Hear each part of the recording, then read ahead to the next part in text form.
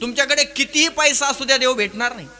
पैशानं जर देव भेटला असता तर ज्ञानोबरायांनी हरिपाठामध्ये स्पष्ट सांगितलेलं आहे, द्वारकेचा राणा तुमच्याकडे कौरवा घरी आहे आणि पहाते पांडव अखंड वनवासी.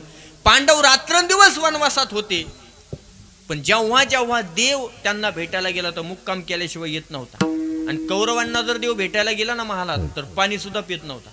हा एवढा विरोध काय सांगू तुम्हाला. पांडव वनवासात होते, ऐका, पांडव संपत्तीनं भिकारी होते, दरिद्री होते, पण अंतःकरणातल्या प्रेमानं श्रीमंत होते, देव मुक्काम करायचा.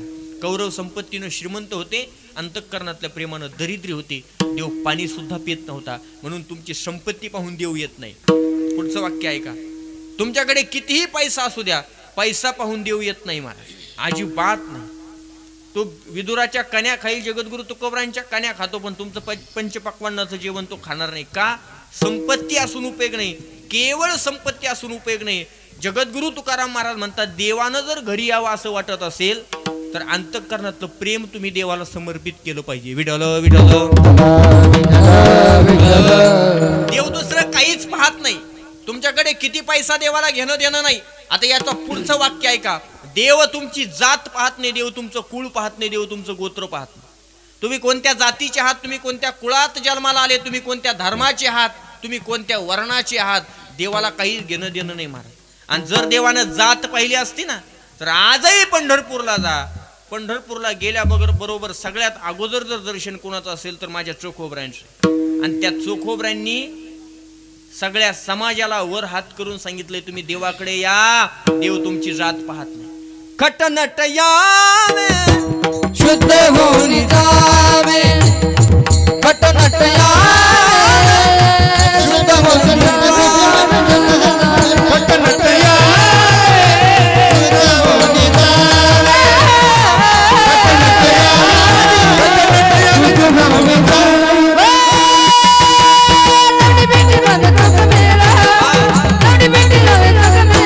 काळी वाजवावी गुढी उभारावी, काळी वाजवावी गुढी उभारावी,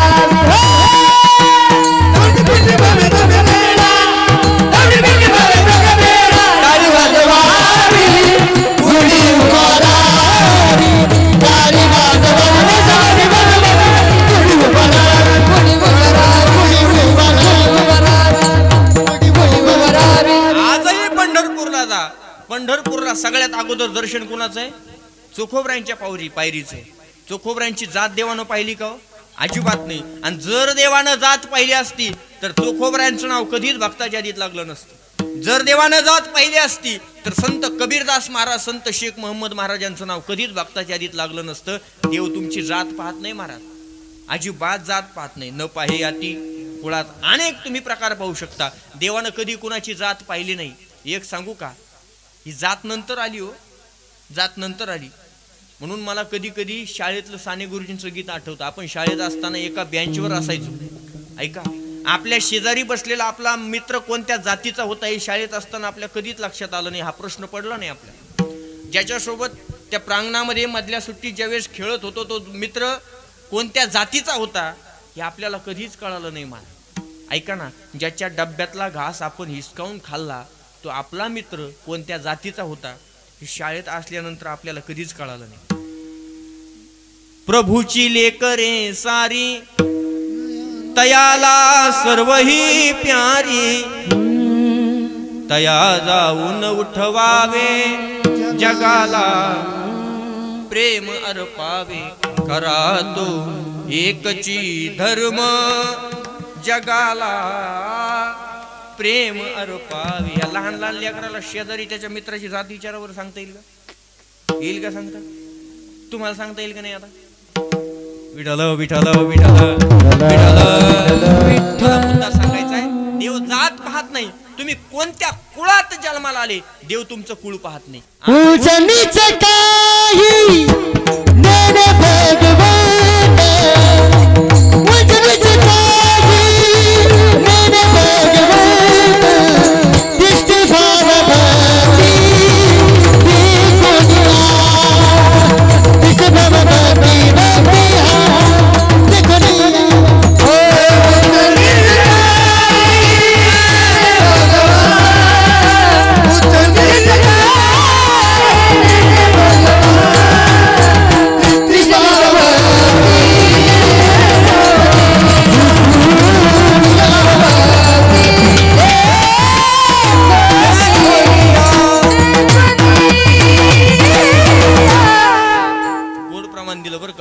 नीच काही नेने भगवंत. ऊंच नीच देव पाहत नाही हो, हे तुमच्या आमची सवय लागलेली माणसाला. हो, कमी जास्त पाहण्याची, गुण अवगुण पाहण्याची सवय तुमची आमची आहे. देवावर प्रेम करा, देव तुमचा गुणही पाहत नाही, तुमचा अवगुणही पाहत नाही. पण माणसाला लय वाईट सवय महाराज. एखादा माणूस आपल्या समोरून आला रे आला की अगोदर त्याच्यातले दोष आपल्याला दिसतात, गुण दिसत नाहीत, अगोदर दोष दिसतात.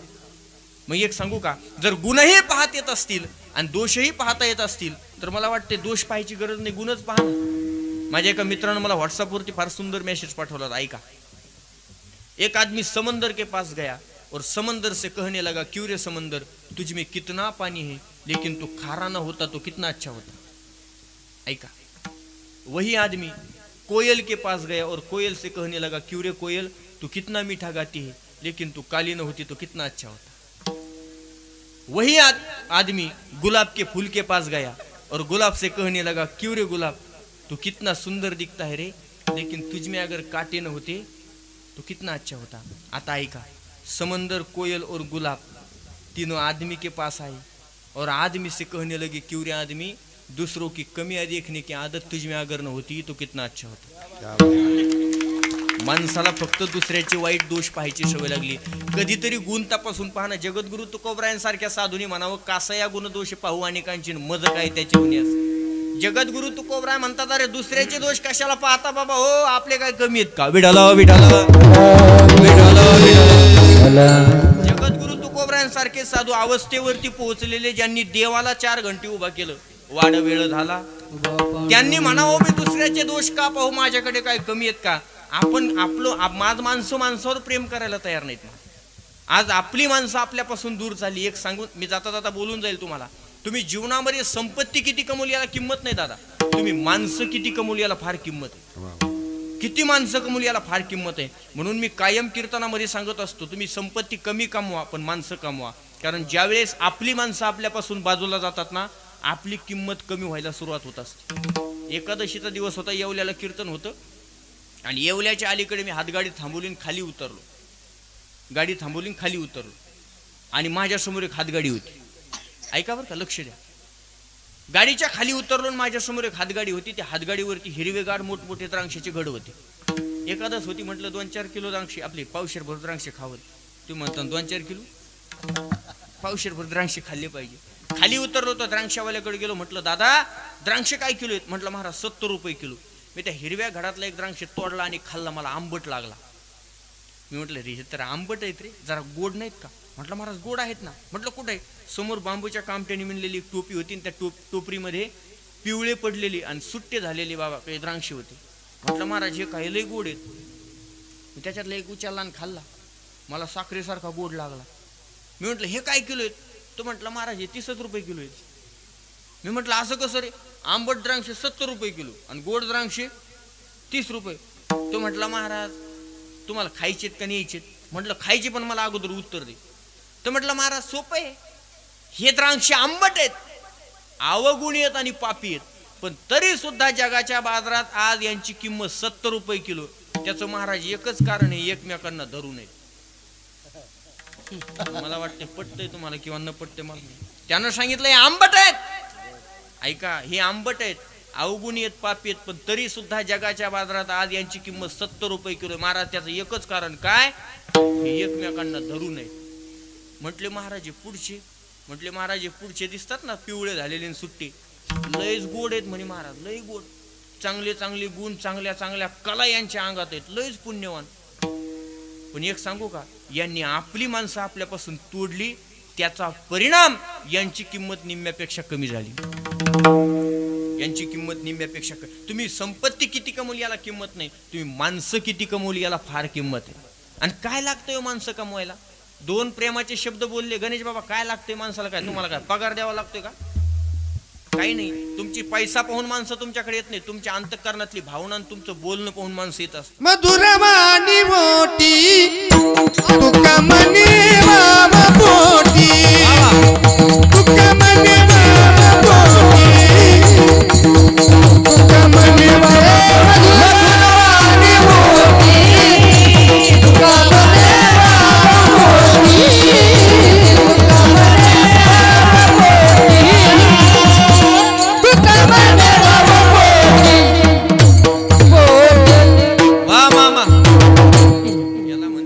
मामा श्री गुरु सारिका आस्था मामा पाठी राखा इतरांचा लेखा कोण करी महाराज काही असे महाभारतात आणि तुम्ही पहा आपल्या इतिहासात काही मामा एवढे भारी झाले आणि काही असे निघाले महाराज त्यांनी खकाना सुद्धा दिसू दिला नाही पण आमचे मामा त्यातले नाहीत आमचे मामा आमच्या पाठीमागे उभा आहेत मधुरावानी उठी तू का म्हणे वाव पोटी ऐका तुमच्या बोलण्यात जर गोडवा असेल ना आता वाक्य लक्ष देऊन ऐका तुमच्या बोलण्यात जर गोडवा असेल ना अख्खं जग तुमच्या पाठीमागे फिरतं आता ही गादी काय राजकारणाची नाही मी राजकारणाचा माणूस पण नाही पण माझ्या राजकारणातलं एक व्यक्तिमत्व फार आवडीचं आहे त्यांचं नाव आहे स्वर्गीय अटल बिहारी वाजपेयी म्हणजे मी काय कोणत्या पक्षाचा नाही बरं पण माझ्या आवडीचं व्यक्तिमत्व आहे मला बोलण्यात तुमच्या किती ताकद असते याच्याबद्दल बोलायचं तुमचं बोलणं जर चांगलं असेल तर अख्खं जग तुमच्या पाठीमागे धावतं अटल बिहारी वाजपेयी यांच्या जीवनातला प्रसंग फार गोड आहे त्यांचं बोलणं एवढं गोड होतं असं म्हणतात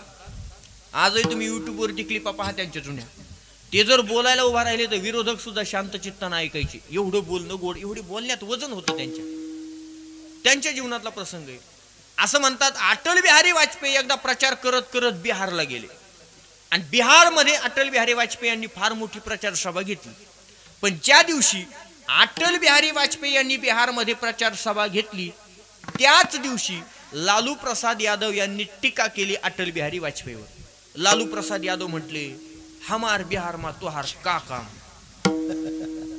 जमलं प्रयत्न करू म्हणजे आमच्या बिहारमध्ये तुझं काय काम आहे महाराज तिथं जर दुसरं कोणी असतं तर म्हटलं तुझ्या बापाचं आहे कर बिहार पण अटल बिहारी वाजपेयी यांचा स्वभाव संयमी बोलणं शांत होतं ते एक शब्द बोलले नाही त्यांनी दुसऱ्या दिवशी प्रचार सभा घेतली स्टेजवर गेले माईक हातात घेतला आणि मग अटल बिहारी वाजपेयींनी बोलायला सुरुवात केली कल हम जब बिहार गए तो हमारे लालू भाई ने हमसे पूछा कि हमारे बिहार में तोहार का काम है लेकिन मैं अपने भाई लालू जी से कहना चाहता हूँ लालू जी आप केवल बिहारी हो हम अटल बिहारी महाराज जिंकलं ना बिहारचं पाहता काय माझ्याकडे तुमच्या बोलण्यात ताकद असली पाहिजे विठाल विठाल मला मुद्दा काय सांगायचा आहे देव मिळवता येईल पण देवावर प्रेम करता आलं पाहिजे प्रेमाशिवाय देव भेटत नाही महिला मंडळाची संख्या भरपूर आहे म्हणून तुमच्याकरता बोलून जातो ऐका महिला मंडळ तुम्हाला वाटते देव भेटला पाहिजे बोला बोला देव भेटावा वाटतो ना देव भेटावा वाटतं देवान घेऊन जावं वाटतं कोणतं तरी घेऊन जा देव भेटावा वाटतो ऐका देव भेटावा वाटतो मग ऐका किती प्रेम करावं लागतं देवावरती ऐका 16व्या शतकामध्ये राजस्थानमध्ये मेवाड प्रांतात एक राजकन्या झाली तिचं नाव आहे मीराबाई आपण तिला संत मीराबाई त्या मीराबाईनं देवावरती प्रेम केलं महाराज किती प्रेम केलं सांगू अंगावरचे डागडागिने राजवस्त्र राज अलंकार सगळे काढून फेकून दिले भगवे वस्त्र अंगामध्ये घातले एका हातात चिपड्या घेतल्या एका हातात एकतारी घेतली पायात घुंगर बांधले आणि गल्लोगल्ली ती मीराबाई नाचायची महाराज हरि गुण गावत नाचूगी हरि गुण गावत नाचूगी हरि गुण गावत नाचूगी हरि गुण गावत नाचूगी हरि गुण गावत नाचूगी हरि गुण गावत नाचूगी हरि गुण गावत नाचूगी हरि गुण गावत नाचूगी अपने मंदिर में हो अपने मंदिर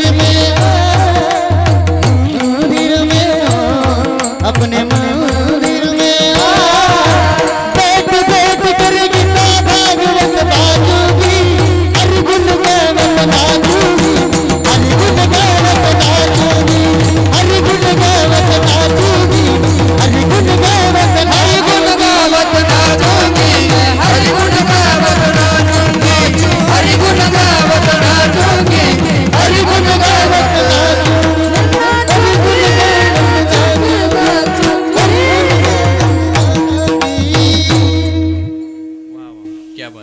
हरी गुण गावत नाचुंगी मीराबाई म्हणजे कुण्या भिकाऱ्याची पोरगी नव्हती राजाची मुलगी होती पण काय प्रेम केलं त्या मीराबाईनं स्वतः अंतःकरणातून देवाशी लग्न लावून घेतलं अरे देव सोडून या जगातला कोणताच पुरुष त्या मीराबाईला दिसत नव्हता काय प्रेम असेल त्या मीराबाईचं अंगातले राजवस्त्र डागडागिने अलंकार काढून फेकून दिले भगवे कपडे घातले पायात घुंगर बांधून ती मीराबाई नाचे पग घुंगरू बांध मीरा नाची रे मैं तो अपने नारायण की हुई आप ही आप दासी रे बग घुंगरू बांध मीरा ना पायामध्ये घुंगर बांधून ती मीराबाई गल्लो गल्ली नाचायची गावातली सगळी लोक त्या मीराबाईला नाव ठेवायचे लोग कहे मीरा हुई रे बावरी बाप कहे कुल नासिर.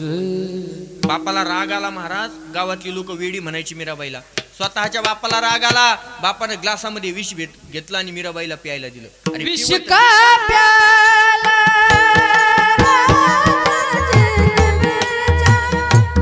विष का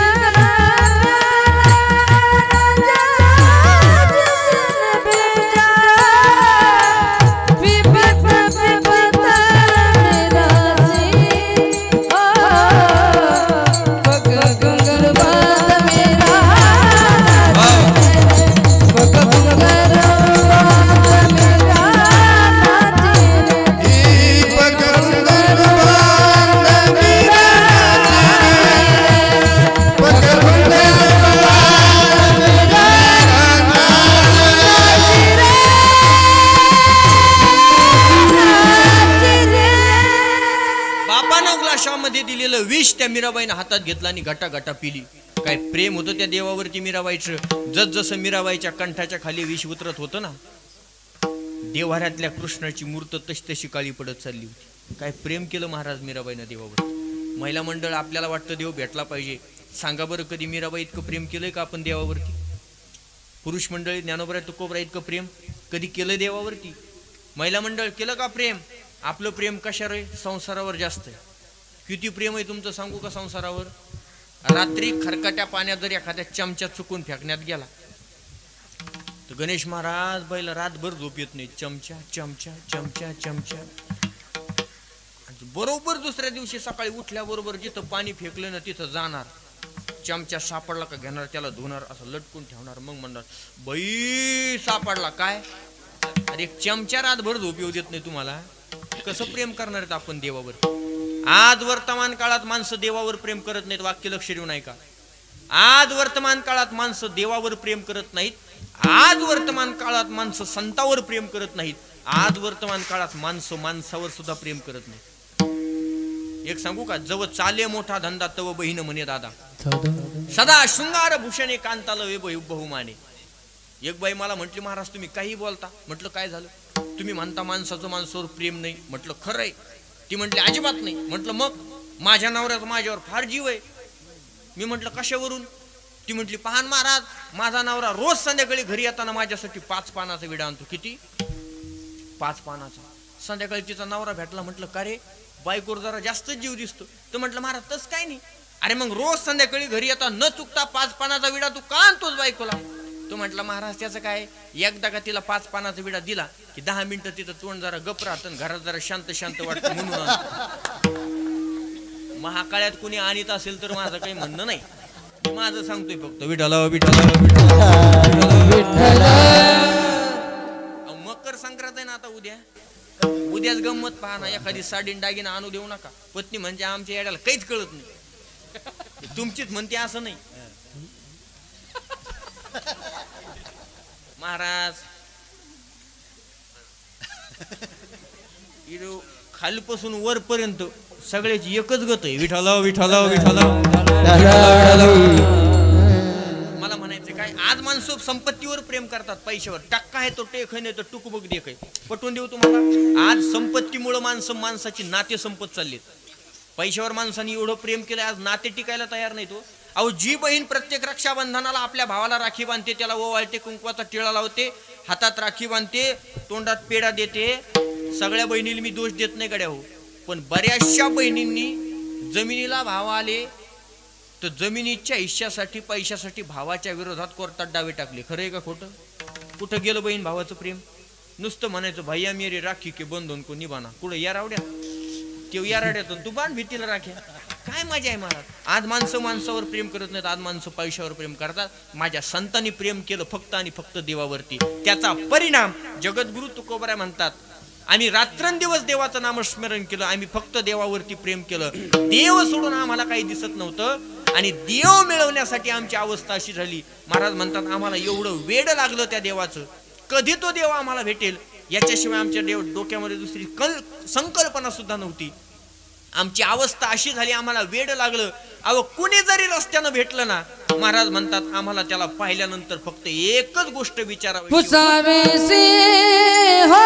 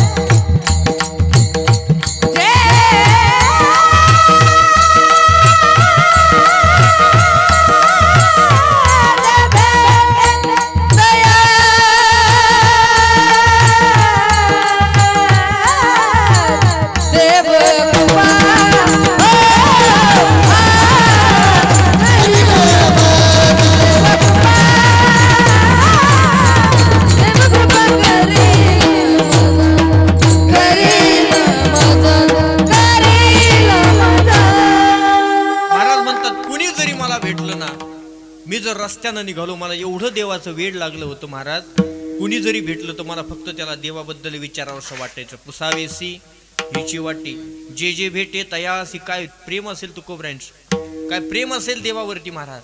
देव सोडून त्यांनी कधीच जीवनामध्ये दुसऱ्याचा विचार केला नाही महाराज. देवासाठी एवढे वेडे झाले होते जगद्गुरु तुकोबराय. अरे कुणी भेटलं तरी, अहो नुसत्या दगडाला जरी पाहिलं तरी त्या दगडाला सुद्धा, ज्या दगडावरती बसून भजन करायचे त्या दगडाला सुद्धा तुकोबराय विचारायचे मला देव भेटेल की नाही. अरे दगडा तुझ्यावरती बसून मी भजन करतोय, तू मला देव भेटेल की नाही, ही तुकोबरायांची भावना होती महाराज. कधीतरी मला देव भेटला पाहिजे. सगळ्यांना विचारलं, पण प्रामुख्यानं तुकोबरायांनी जर कोणाला विचारलं असेल, माझ्या साधू संतांना सुद्धा तुकोबरायांनी देवाबद्दल विचारलं ना महाराज. तुम्ही संकाधिक संत मनविता कृपावंत, किंवा आता तुम्ही कृपावंत साधू संत जीवलग. प्रत्येकाला जगद्गुरु तुकोबरायांनी देवाबद्दल विचार. संतांना काय विचारलं देवाबद्दल, एवढा मुद्दा सांगतो पुढे चालतो ऐका. देवाबद्दल संतांनाच काय विचारलं जगद्गुरु तुकोबरायांनी, याचं उत्तर नाथ महाराजांनी दिलेलं. हरिप्राप्तीशी उपाय धरावे संतांचे ते पाय. महाराज म्हणतात साधूच्या पायात एवढी ताकद आहे. जर तुम्हाला देव मिळवायचा असेल, तुम्हाला जर देव प्राप्त व्हावा अशी इच्छा असेल ना, तर तुम्ही काय करा, संतांचे पाय धरा. म्हटले महाराज साधूचे पाय धरल्यानंतर देव भेटतो. याच्या पुढचं वाक्य बोलू का, साधूचे पाय धरल्यानंतर देव भेटतो याच्यात नवल नाही. साधूचं नुसतं दर्शन झालं तरी देव भेटतो. संत दर्शनी हा लाभ पद्मनाभ जोडला. याच्याही पुढे सांगू का, अहो साधूच्या पायाची माती लागली ना, महाराज म्हणतात संत चरण रज लागता वासनीचे बीज जळणी जाय, वासनीचे बीज जळणी जाय, वासनीचे बीज जळणी जाय, वासनीचे बीज. संत चरण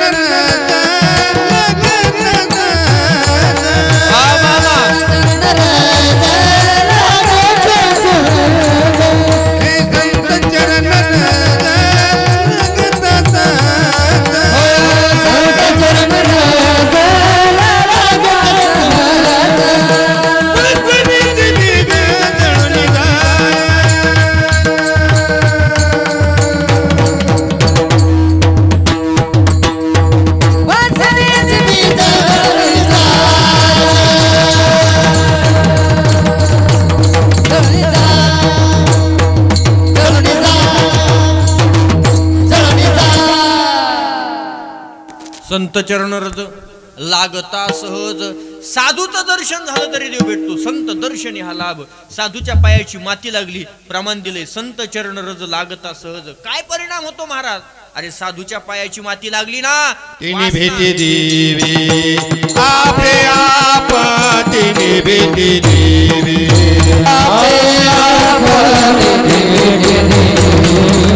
आपे आप,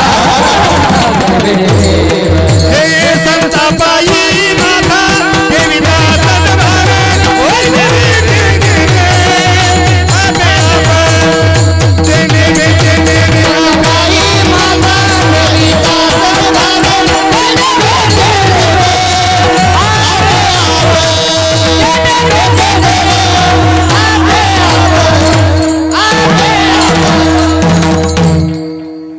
मामा टेन्शन घ्यायचंच नाही ना. आज मी तुम्हाला बोललो ना, अख्ख्या पत्रिकेत बारीक महाराज कोणता, गणेश महाराज बर्डे, विठ्ठल विठ्ठल विठ्ठल विठ्ठल. त्याच्यामुळे आपला घरचा माणूस टेन्शन घ्यायचं नाही. पण वेळ कमी, आता काय करता. काय चाललं होतं कीर्तन तर माहित आहे. मग मी काय दत्तू तांबे आहे का काय, मुद्दा काय चालला होता ते सांगतो. मुद्दा काय चालला होता, संतापायी माता ठेविता सद्भावी, तेने भेटे देव आपे आप. मला मुद्दा सांगायचा आहे, आता लक्ष द्या बरं का. आता पुन्हा पहिल्यापासून सांगतो. संतांनाच देवाबद्दल काय विचारलं महाराजांनी, त्याचा पहिला परिणाम, साधूचं नुसतं दर्शन झालं तरी देव भेटतो. संत दर्शनी हा लाभ पद्मनाभ. साधूच्या पायावर नुसता माथा ठेवला तरी देव भेटतो. संतापायी माथा ठेविता सद्भावी, तेने भेटे देव. साधूच्या पायाची नुसती माती जरी लागली, संत चरण रज लागता सहज, वासनेचे बीज. आता याच्या पुढचा मुद्दा आहे का, साधूच्या पायाचा नुसता स्पर्श जरी आपल्या शरीराला झाला ना, तरी सुद्धा देव भेटतो. तू म्हटले महाराज साधूच्या पायाचा स्पर्श झाला आणि देव भेटला, असं एखादा उदाहरण आहे का. रामायणातला एक प्रसंग सांगतो, सेवा पूर्ण करतो. आता लक्ष द्या. साधूच्या पायाचा नुसता स्पर्श जरी आपल्या शरीराला झाला ना तरी सुद्धा देव भेटतो. सेतू बंधनाचं काम सुरू होतं, सेतू बांधायचं. प्रत्येक वानर आपल्या हातात येईल एवढा दगड घ्यायचा आणि त्या समुद्रात टाकायचं. तिथे एक खारुताई होती. खारुताई माहिती आहे? ऐ बारक्या, ऐ काय नाव आहे तुझं? नाव काय तुझं? अरे नाव सांग की. परश्या? दाद्या. दाद्या, तुझं नाव दाद्या आहे का? लग्न झालं की? होईल होईल, काय अडचण नाही. पोरांनो एक वाक्य लक्षात ठेवा. सध्याची परिस्थिती सांगतो बरं का, सध्याची परिस्थिती सांगतो. अख्खं जग नाराज राहिलं तरी चालेल, पण मामा खुश ठेवायचा. विठ्ठल विठ्ठल विठ्ठल विठ्ठल विठ्ठल. ही आठवण तुम्हाला आता नाही कळायचं, कळन. चला, मला मुद्दा काय सगळ्यांना नाही कळायचं तरी पण मामा नाही कळायचं. ऐका, खारुताई माहिती का? खारुताई केवढी असते? 7-8 फूट. तुमच्याकडे माणसं लय हुशार आहेत बाबा. माणसाने प्राण्यांसोबत सुद्धा नाती लावली. चंद्राचं ना आपलं नातं काय रे? चंद्राला काय म्हणतो आपण? मामा. चंद्राला मामा, मांजरीला मावशी. किती लोक हुशार आहेत. चंद्राला मांजरीला मावशी. मग माझा एक सरळ प्रश्न आहे, पटलं तर हो म्हणा, नाही तर नाही म्हणा. आपण चंद्राला मामा म्हणतो, मांजरीला मावशी म्हणतो. हा बरोबर आहे. मग बोक्याला मामा म्हणाल काय हरकत आहे? बोक्याला मामा म्हणा, नाही तर मामाला बोक्या म्हणताना. तसं काय करू नका. ऐका, प्रत्येक वानर हे जरा रेंज कमी आहे का? होईल बरं, काय अडचण. तिसरा दिवस आहे ना. ती खारुताई काय करायची?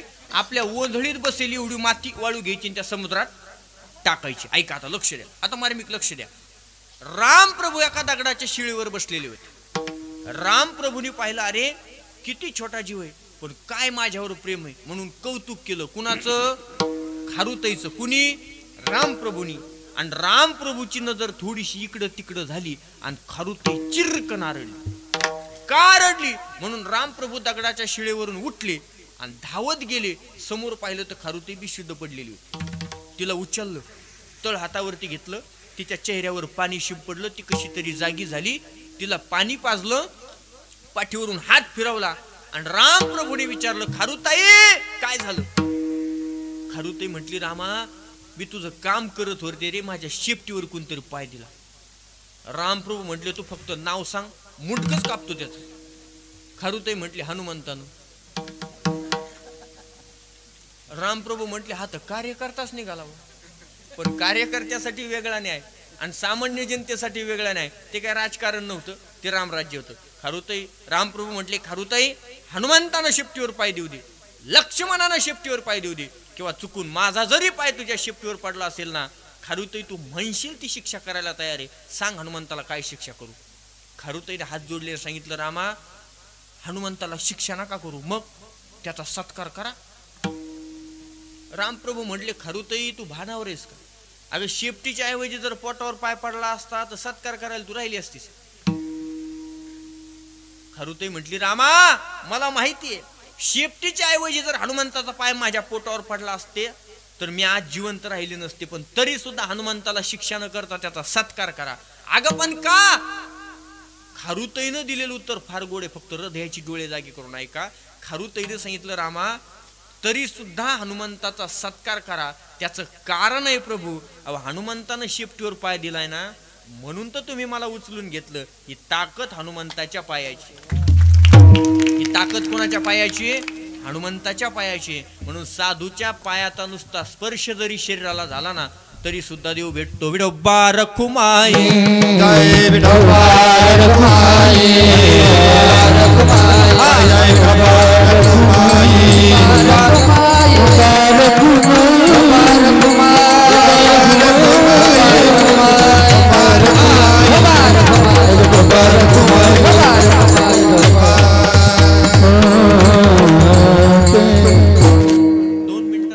भावार्थ सांगतो, सेवा पूर्ण करतो. बरोबर टाइम काट्यार काटा आणला पहा बरं का. वेळ घेत नाही मी जास्त. जे ठरलेलं आहे ते ठरलेलं आहे, काय वाढायचं मग? जास्त वाढून तुम्ही काय ओव्हर टाइम देणार नाही. काय येतच काही सांगा, मी रातभर चलून देतो. विनोदाचा भाग आहे. नाही नको नाही नाही संपलंय आपलं. जगद्गुरु तुकोबराय म्हणतात, कुणी भेटलं तर मी फक्त देवाबद्दल विचारत होतो. काय विचारत होते? देव कृपा करील मज काय लाज राखेल. महाराज म्हणतात, देव मिळवण्यासाठी माझी अवस्था अशी झाली, अवघियाचा विसर झाला, हा राहिला उद्योग. महाराज म्हणतात, मला माझा प्रपंच आठवत नव्हता, माझी बायको आठवत नव्हती, माझी लेकरं आठवत नव्हती, माझं घर आठवत नव्हतं, माझं शेत आठवत नव्हतं, काहीच आठवत नव्हतं. केवळ आणि देवासाठी, केवळ आणि केवळ देवासाठी एवढं वेड लागलं होतं. अवघियाचा विसर झाला, हा राहिला उद्योग. आणि शेवटी जगद्गुरु तुकोबराय म्हणतात, आयुष्यभर एवढा परमार्थ केला, त्याचा परिणाम तो देव मला भेटेल की नाही याची चिंता मला. तुका म्हणे चिता वाटे रे, तुका म्हणे चिता वाटे, तुका चिता वाटे, तुका